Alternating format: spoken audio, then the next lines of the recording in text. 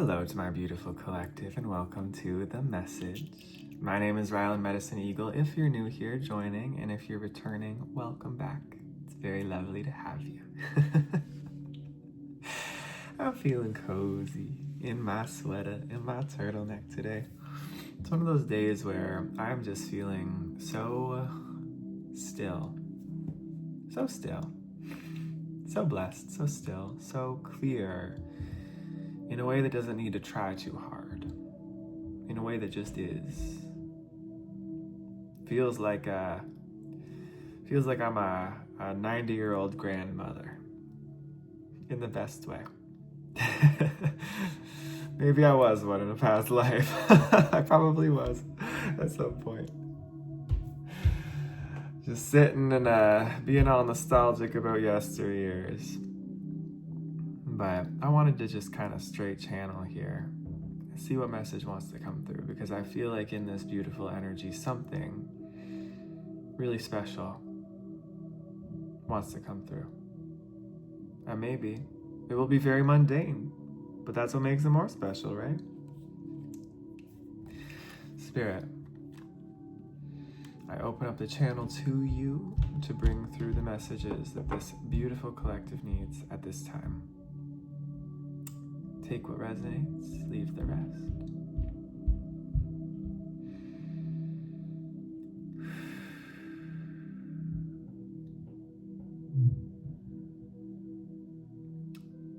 There is a stillness that is so very needed at this time.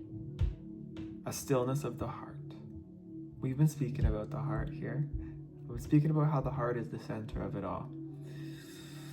How it can be easy to forget that heart.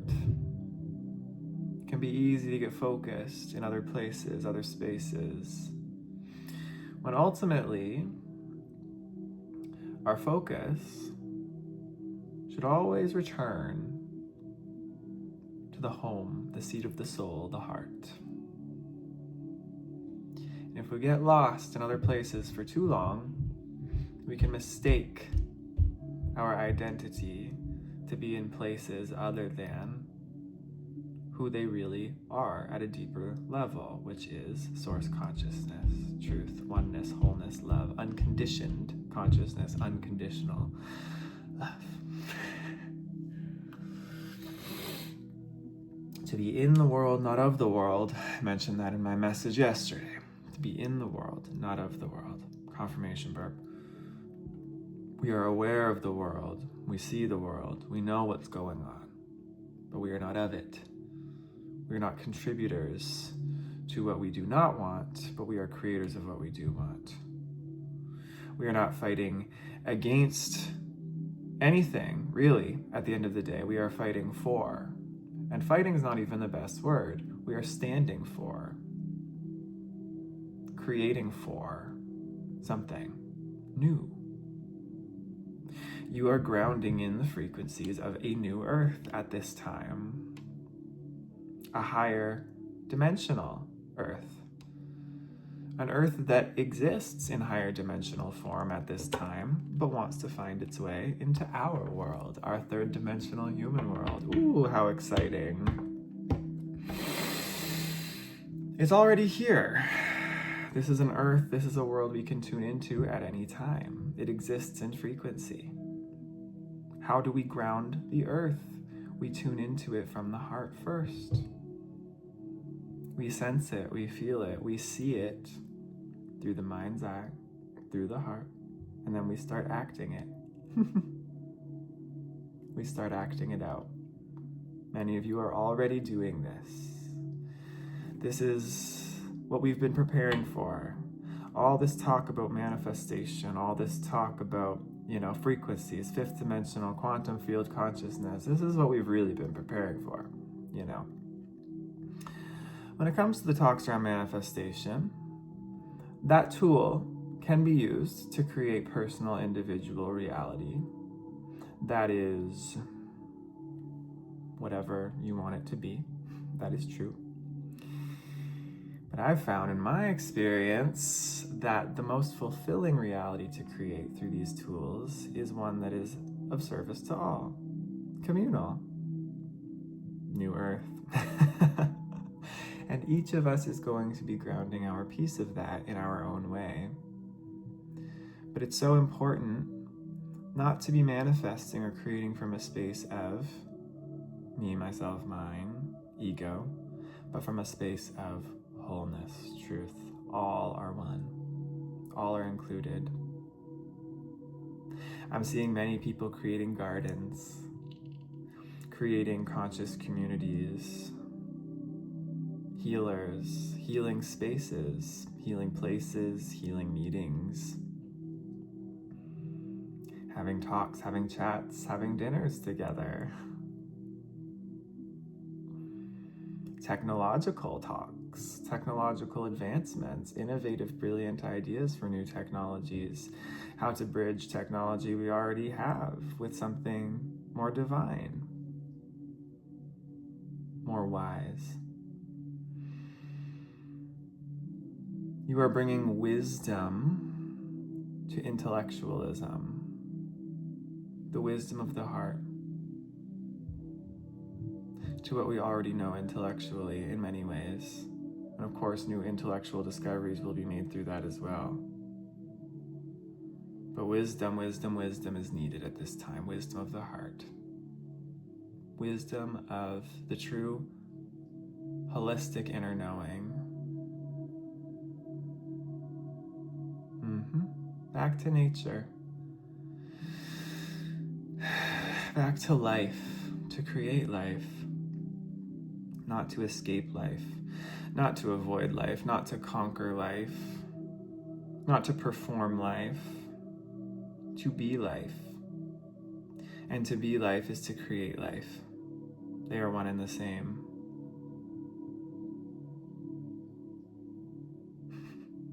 There's a tomato in front of me.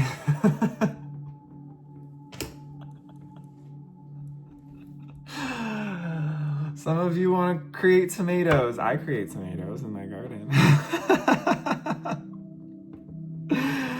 It's as silly and as simple as that, though. Some of you are looking for a purpose that is grandiose. Some of you are looking for things that are grandiose, a life that's grandiose. Trying to create a recreation of a template that already exists, trying to create a massive business, trying to create a corporation, trying to create a $1 million home, trying to create a movement, right? The thing is, the new ways, the grounded ways, the earth ways, the new earth ways, probably look a lot simpler than that. They don't look like the template. They don't look like anything we've ever seen before because they're not really fully here yet, but they're beginning to come here. It's becoming real. It's becoming actualized. And it's important to remember not to be distracted by peripheral confusion, other frequencies, other wills, other vibrations, becoming too identified with the earth realms, the dense forms, or to become too identified with higher realms and escapism. It's important to become very, very centered in connecting heaven and earth, both realms, the lower and the higher, heart-centered.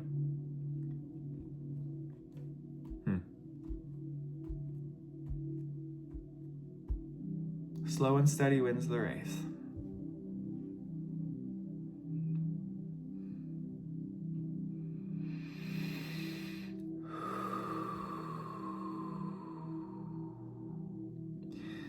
I'm hearing this can ground at any time. This can ground at any time. It's a matter of finding the consistent will to tune into this frequency more often than not. A lot of us are waiting for something. A lot of us are expecting something. A lot of us are trying to think that something external is happening that has nothing to do with us, that we are just going to somehow receive or is just going to somehow happen.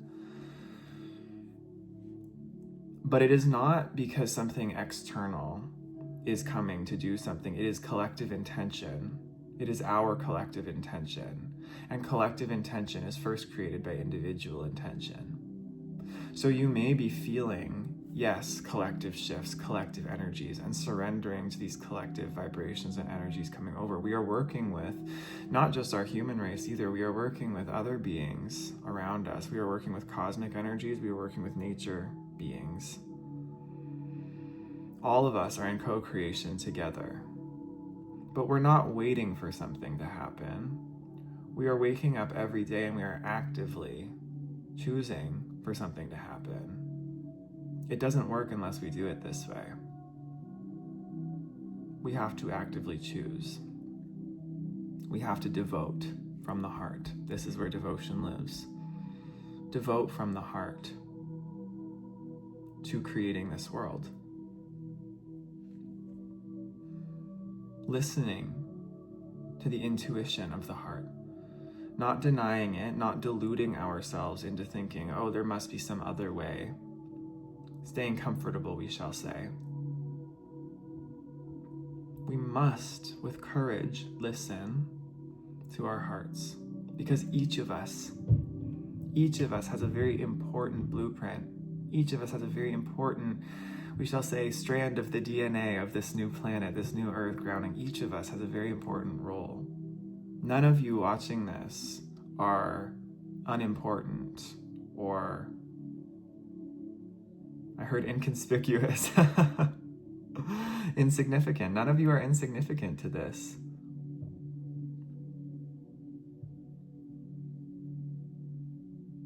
This can feel triggering to the ego, because the ego wants to believe that what it has set for itself, what it has created for itself, is right. But the ego must remain flexible. It must adapt to changing circumstances. We are evolving rapidly, faster than we ever have before.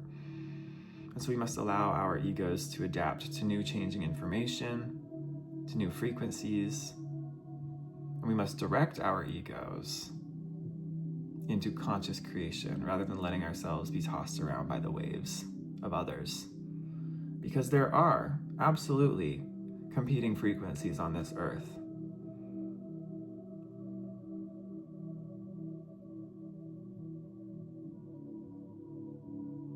Ultimately, the light will always find its way. But the light may find its way in a much simpler way when we are aware. When we remove ourselves from illusion, from blockage, and when we open the channel, we open the way, and we allow. This is as simple as, again, listening to the intuition. Being very present, tuning ourselves consistently, many times a day, if we have to the truest, most authentic, dharmic vibration of the heart.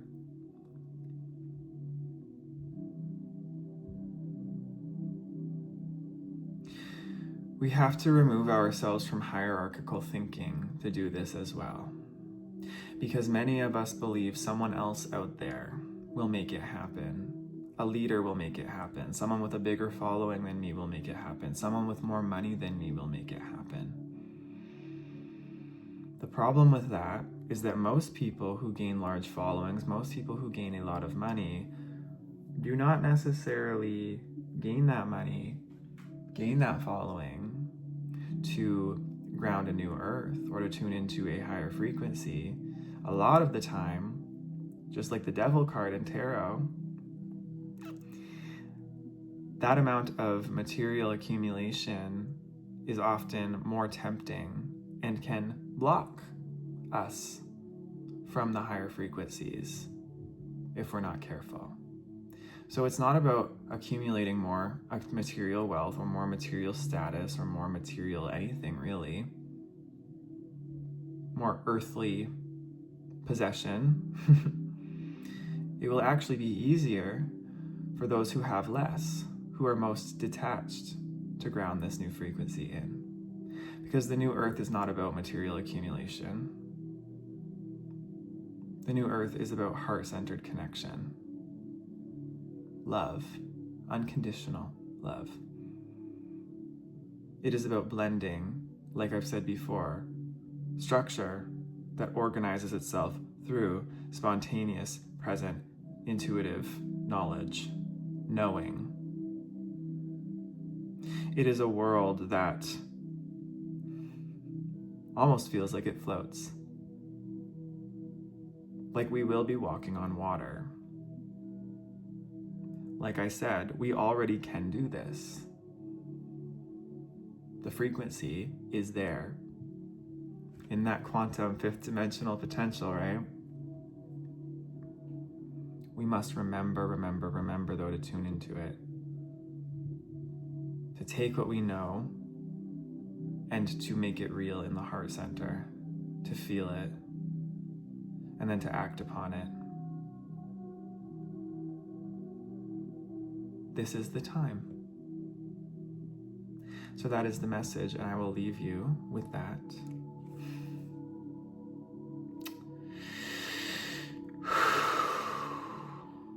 This one feels like a very powerful one.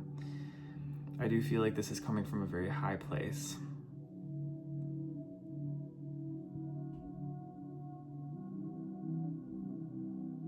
I'm hearing, do not feel wrong, do not feel bad, do not feel guilt, do not feel shame for falling into illusion ever. Because you're always learning when you fall into illusion or when you experience contrast. You're always learning what it is you really do want. This comes from Abraham Hicks too as well, right? A lot of these teachers speak about this. Contrast helps us to understand what we really do want. So you're always learning. You can never get it wrong, right? However, it is always up to us. It's always up to us to choose consciously where we're going and what we're doing. And when enough individually choose, we collectively rise up in the heart. All right, beautiful. So that's that. Thank you so much for being here. Thank you for tuning in. And I'm excited. This feels really, really blessed and really beautiful for all of us. Yeah. All right, cool. Okay, that's it. Talk later. Bye-bye.